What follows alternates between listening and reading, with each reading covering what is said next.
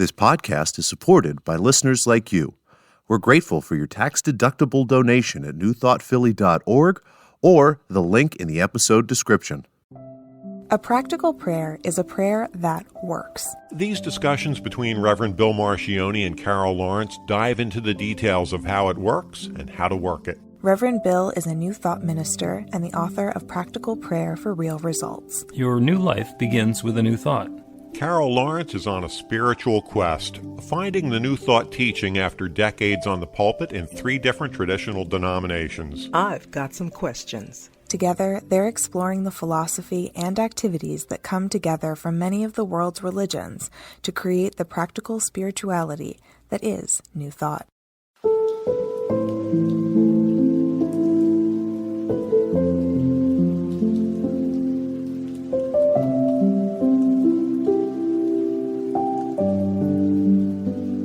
Welcome to the Practical Prayer Podcast. I'm Carol, here with Reverend Dr. Bill Marchioni. You got a big topic this week. We're going to, yeah. It gets, you know what? I thought about it and it goes, here's where it might have started. Or at least one of the things came to me. I took a class with you back in 2020. I can see the page that it was on, the diagram with. So I just can't remember, but you'll know how you go. Like sometimes you're up here and then sometimes you're not, and sometimes it's like things that you know, maybe it's like a level of consciousness or something. And when you said it that day, I'll never forget it. I thought, well, once you get here, I thought you were here. I didn't know you were like going down and in and out and all of that. I thought like, once I got this, I don't have to worry about this anymore. On to the next thing. And what you're describing is the metaphysical teaching symbol, which is a circle with a couple of lines horizontally through it and a thing in the middle that looks like a V. Yeah, I know that one, but you had us really, I'll find Okay. Points. Yes, All right. Okay. Yeah, fine. usually that's the one. And the part in the top is about spirit, which is consciousness, which is where creativity happens and a new idea gets planted. And it gets planted in the part in the middle, which is the creative law. Using agricultural metaphor, the consciousness is the seed and the law is the soil. And it responds, and in the bottom section, which is form, is where that seed sprouts and the plant shows up and the new experience shows up in our life at its most simplest. And that's the entire process. And then, of course, the experiences that we're having down in the lower level are coming up that V-shaped thing, informing what we're thinking about, and that lets us start a new thought, which goes down through the process and creates something new in our lives. So that's the creative process. Look, I did the whole thing as though we're on the radio, and I didn't even have to use a picture. Or my hands. No, you didn't. I didn't even use my hands. That's because you know it so well. I understand that one. I'm going to send you the picture I was talking about. It's a different picture?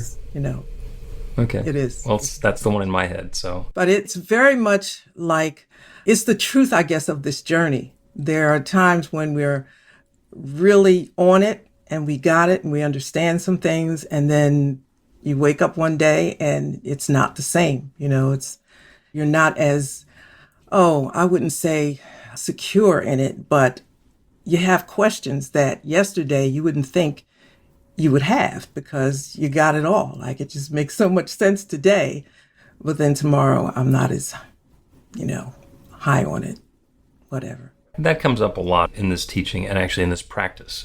Is that, and usually I use this phrase when I'm talking about affirmations, which is that it works right up until it stops working. And what happens is, affirmations work until we don't believe that what we're affirming is possible. It's a little outside of our belief system, and then it stops working. And that's where we get to kick it up into a practical prayer, where we're partnering with the infinite to create that new experience in our lives. And that adds a significant amount of juice and sizzle to the affirmation. And then other things will happen, and what's showing up in our life is not like what we're setting as our intention in our prayer. And then it's like, as you're talking about, well, what's going on? I thought I knew this. I thought I had this locked in. I thought I was the guy. And then suddenly it's not doing what you thought it should be doing. And now what do I do? Because I already kicked it off. Exactly. Because you said just now, it works until it stops working or until it's not working. I remember the first time I heard that, I'm like, I am not trying to hear this. I just want it to work. Listen, I'm not even, just tell me I don't want to keep going over stuff, right? Because I'm late to the party. First of all, let's just be clear. I am You were late not to late to the party. You were just I'm spent not the trying. first part of the party in a different room. Okay, yeah. But in my feelings, I felt like I'm late to the party. So the least I can do is study and understand so that the next time I come to class or I, see you or whatever, I at least got the last thing you said. Do you know what I mean? So you don't have to keep going back over and over. And sometimes I would like work till I stop working. I'm like, what the heck is this? So I'm back to the book now. Listen, but there's so many moving parts, to New Thought and this whole understanding. Which also makes it extremely fascinating. But there's no one day that you get it all. And then you think, I'll go to the next thing, because then you'll get mad because well, what the heck Right. am I missing? Right. Right. And when you started by describing this, you said that it was about eternity and maybe the one mind. And in that metaphysical teaching symbol, it's the circle, the whole thing. That's the oneness, that everything is that circle. And we're just looking at it, and that's got the triune nature. So it's got three different aspects, but it's still the same thing. It's the one. And that's the infinite. And as humans, we have a really difficult time wrapping our head around the idea of infinite. Like, I go all the way to the end, and then what? No, you keep going. But then Yeah, then you what? keep What's going. out there? And everything in our experience shows us that everything has an inside and an outside, a beginning and an end. And, regardless of how big the pasture is, eventually there's a fence. So that's just the way we think of things. And conceptually, we can do eternity, we can do the infinite, we can do one mind. But when it comes to our actual experience, we slow down. So I think it's experience by experience, maybe, because I came into the idea, I guess my first whatever that I would point to and try to understand that is in Ecclesiastes. It says, there's nothing new under the sun, which tells me that whatever is happening now has already happened. There's already a solution. I don't have to worry. Just chill and try to stay awake and alert or whatever you want to call it until it is revealed to you. So I'm good with that. But then came the notion of oneness and one mind and blah, blah, blah. And I said, okay, all right, I got it. It's one mind. Nothing new under the sun. Eternity. Okay, I'm in the middle of this eternity and I'm just flowing with eternity that never ends. And whatever I'm looking for, if I don't see it, I just need to be calm and it will appear or it will be revealed or the scales will fall from my eyes. If you want to be very dramatic dramatic. about it, and I'll see it. So I was happy with that. But to say it and understand it intellectually is one thing. To live it and walk on that street is entirely a different thing. Oh, absolutely. And as always, when you mention scripture, I like to make sure that we're going to jump into the metaphysics of the scripture. So it says there's nothing new under the sun. And if we think of the universe as being the macrocosm and the microcosm is us. So we are continuing to reenact the creative process. In our individual consciousness, we set an intention and instill a new belief in our subconscious, which is our shared subconscious with everything. It activates the creative law, which then creates that new experience. Macrocosm, that's how everything works. In the beginning, nothing but the creative power, whether it's the Big Bang or scripture and God and whatever it is. Everything that exists throughout creation came from that one sharing and unfolding and revealing itself. So, to my way of thinking, there's nothing new under the sun means that there's only that one. There is the oneness. On the macrocosm, infinite level, everything that ever will be already is. And the pieces of it are coming together in different ways. That doesn't mean that there's not going to be a completely novel experience for Carol or somebody else who's listening to this podcast, because there's stuff that's never happened to us, stuff that we've never seen in the world around us, that suddenly, through that creative process, reenacting on our own individual level, brings something new into being. To create a new recipe for something that's never been prepared before, or to build an invention that's never been invented before, or a work of art, or a piece of music, or any of the other creative endeavors we're involved in, for an accountant to figure out a novel way of categorizing the expenses and the income. Hats off to the CPAs, especially the creative ones. There's definitely something new under the sun where I'm casting a shadow. So big picture, no. Little picture, it's all new. I mean, it would be pretty ridiculous to call this new thought if we thought there's nothing new. It's like, that's the wrong name. Yeah, I see what you're saying, but I guess from where I'm probably a few steps behind you, it just kind of works okay like that, because if there's nothing new under the sun, it is to me that everything that was created or is created is already there, and it evolves, our consciousness or whatever unfolds. My gifts to bring forth that which is already there is different than somebody else's gift. So, what I do and what somebody else does may be the same thing, but mine is going to be different. But it all comes from spirit. Like when I design a course, I don't ever think that it's, whoa, did you see what I just came up with? This is right. Like I'm deep. No, it's not that. I just feel that at some point I connected or was in alignment and this unfolded before me. I could see it, or I drew it in, whatever you want to call it, but it's all there, and 40, 50 years ago, I mean, from now or 100 years from now, somebody's going to take the concept and, make it even more amazing or different or more appropriate that fits into their time thing. So I guess that's what I see as nothing new, because spirit isn't new. Like I said, I'm just late to the party. Well, I will continue to disagree with you about that. Let's take a break, and when we return from the break, we will talk about the view of the same topic from quantum physics and Albert Einstein. Learn to put practical prayer to work in your life. The steps are simple to learn and let you begin to get real results to create the life of your dreams immediately. Reverend Bill Marcioni's widely acclaimed book, Practical Prayer for Real Results, gives you a clear summary of the New Thought principles behind practical prayer and the series of easy-to-understand steps found in the most effective prayers from religions and spiritual practices all over the world and throughout history. Practical prayer is not a replacement for your religion or practice. It's a technique to make the work you do in consciousness even more effective. The book includes 40 prayers on various topics that you can adapt as needed and use as your own. Practical Prayer for Real Results is available in paperback, Kindle, and audiobook on Amazon or at b-the-light.com. That's b-the-light.com.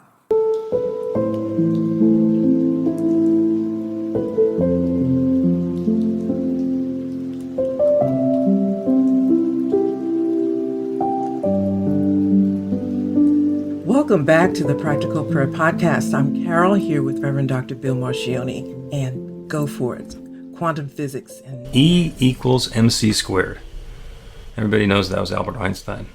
And most people even know what the E and the M and the C are. E is energy, M is matter. C is a constant, which is the speed of light squared. And what that little formula means, and by the way, it's been proven to be accurate, is that energy can be transformed into matter, can be transformed into energy. Energy and matter are on opposite sides of an equal sign. And the quantum physicists tell us that there is no additional energy or matter being created in the universe. It has all been here since the very beginning of time. Lots and lots of energy, and then that started having reactions and turning into matter and different kinds of matter and evolving and unfolding, and the periodic table got more complicated, and et cetera, et cetera, et cetera. That's the infinite. That creation is infinite. It's an infinite amount of energy, an infinite amount of matter, and they can be converted back and forth. So when we are creating something, we're not actually creating something new. We're converting something that exists into a different form. We're opening a channel so that that goodness that might have existed on Alpha Centauri for millions of years to finally show up in my yard. Yes. That's a beautiful picture. It also speaks to us in a way, or for me, in a way that sparks a level of humility. Because I like everything I do, right? Most people, I love what I do, right? And when I get finished doing what I do, sometimes I think that is so good. But at the same time, I'm feeling feeling really humbled to have come up with an idea or a way to express an idea that it's already out there. It's not new. It's not new. And I get a chance to interpret it or show it or express it or explain it my way. But also I get excited that I know somebody else is going to take this and open it up even more. So this is kind of just like my little installment on, something that Spirit has, put in motion or thought of or whatever forever, eternity past, eternity future. It's just like I had a little chance to be part of it. And it's fun, especially for you. For you, it's a real rush to be able to put the pieces together and come up with a way to explain things that you haven't heard before. And when you tell them to people who are interested in hearing you talk, that they light up and they go, oh, now I get it. Where there was confusion before, now there is understanding, and you get a kick out of that. Well, that's how the one mind shows up in lots of different ways. It's showing up through you, for them, in them, and then the cycle continues back because it is the fact that you're watching the light bulb over their head go on that drives you to want to do it some more, because that's the fun part for you. That's the fun part. But the not so fun part is what I was telling you about in the pre-show. I get the vision, right? I see what I want. I know, and now I'm going for it. And I'm thinking, but wait a minute. Where's the part that makes this happen? Where did I get this idea anyway? Okay, hold on, Lawrence.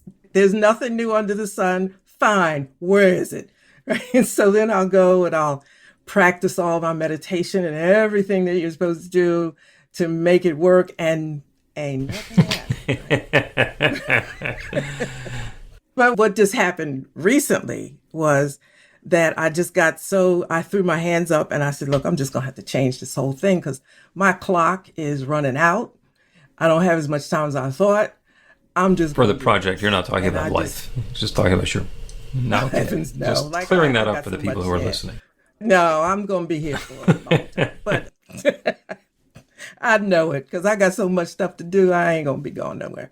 Yeah, my clock, was getting short. And I thought, okay, I'm just going to have to pull this off the shelf and do this. And I don't like that. I don't like that idea because it feels like I'm not doing my best, my ultimate best, blah, blah, blah. So I went on to do something else and discovered the how-tos, all that I needed, I already had.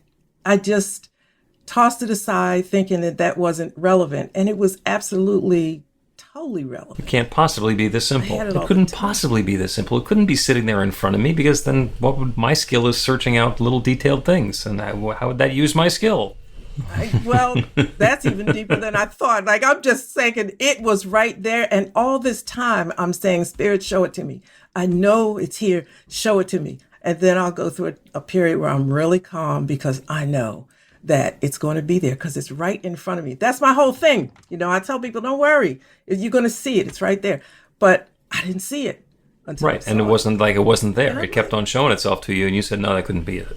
That can't possibly be it. I can't tell you how many times it showed itself to me and I pushed it aside. And it was like there 3 months. 3 months.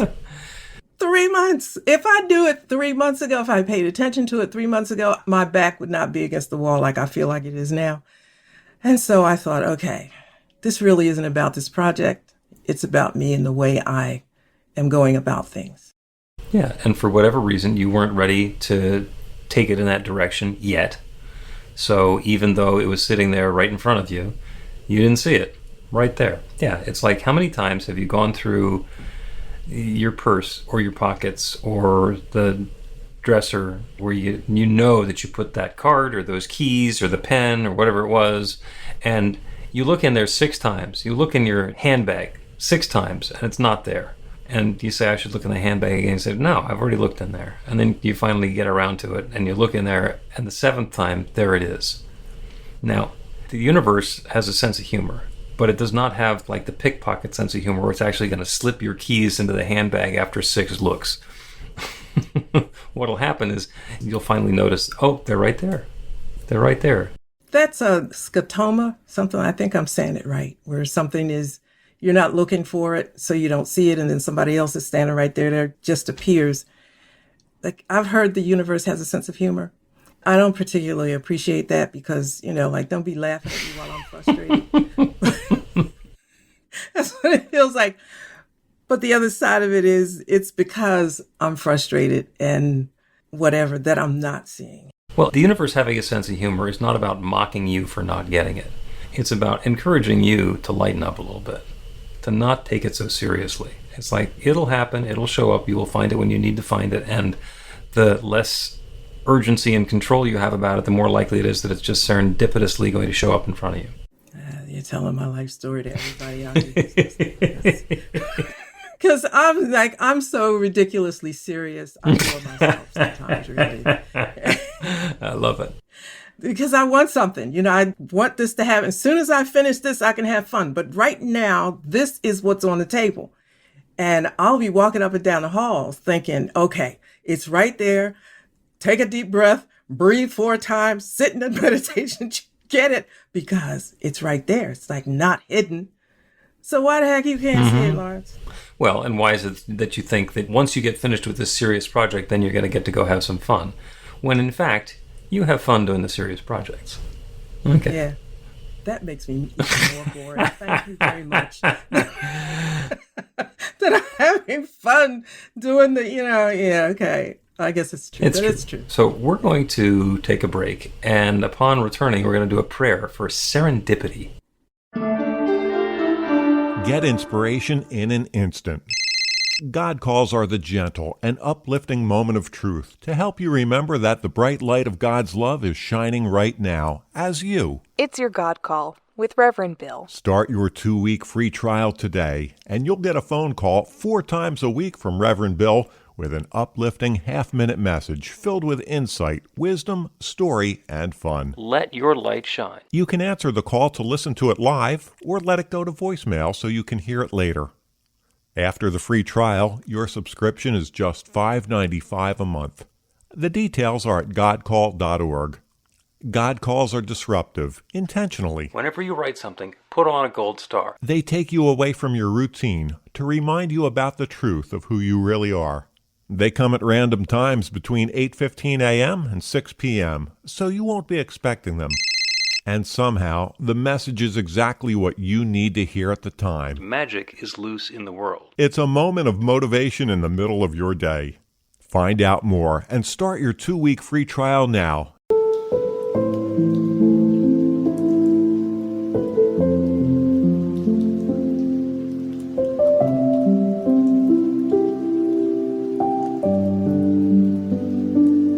Welcome back to the Practical Prayer Podcast. I'm Carol, and this is Reverend Dr. Bill Marcioni and Serendipity.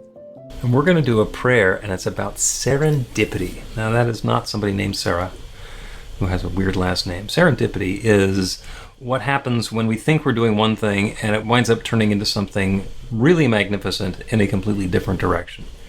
An example of serendipity would be if you are digging a latrine or building an outhouse, and you dig for a little while, and you get 5 or 6 feet down, and it's going okay, and then suddenly you open up into a cave, and there's a cave under the ground, and in the cave is just a huge amount of gold.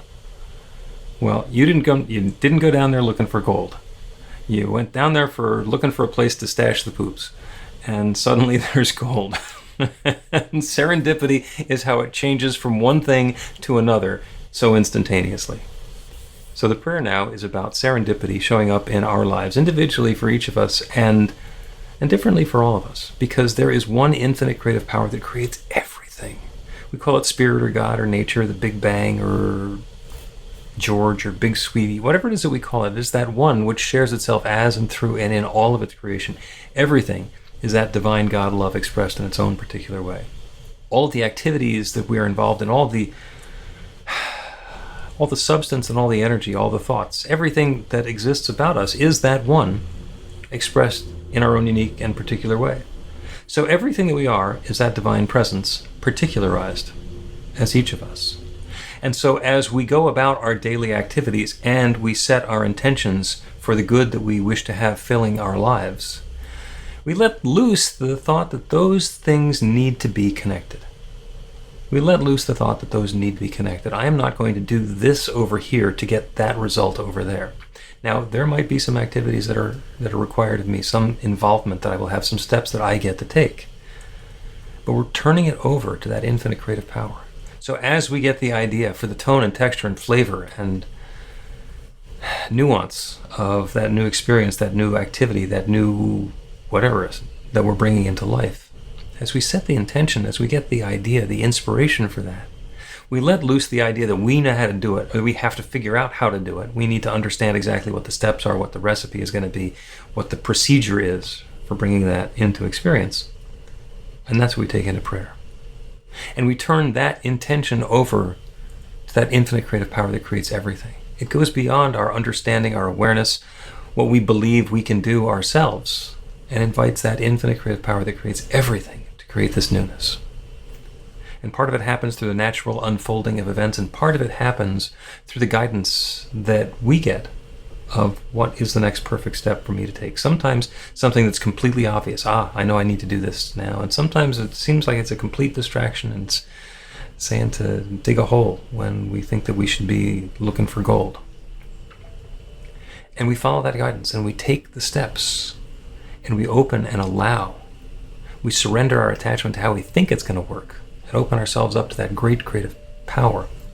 And the divine creates that. And it's doing that for each of us. For whatever it is that we are setting the intention, opening our invitation for, the infinite is now creating that in our experience, opening the way for that good to appear in our lives. And each one of us is aware of the guidance. Each one of us, to the greatest degree possible, has that willingness and ability to step forward on that next new path, to take that next step, to take that next step after that, and to continue in that iterative process of knowing the truth, inviting that newness, and taking the steps. And then bam, suddenly there it is. Whatever good we have been seeking has been seeking us, and we show up in harmony and connection with it. And that's how this good is unfolding in our lives. That's how love reveals itself more fully in the world. That's how the infinite creative power is creating on behalf of each of us and all of us.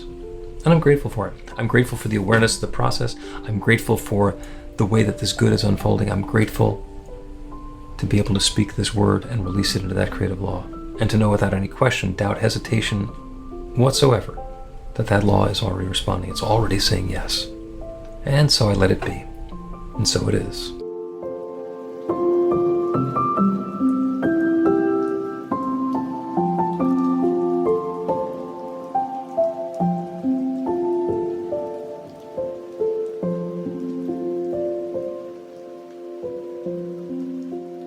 The Practical Prayer Podcast with Reverend Bill Marcioni and Carol Lawrence is a production of BeTheLight.com. be-the-light.com, where you can find more information about practical prayer for real results. Our theme is by Music of Wisdom. You can learn about the spiritual community of New Thought Philadelphia with daily guided meditations, Weekly celebrations of spirit, and Reverend Bill's classes in practical spirituality at newthoughtphilly.org.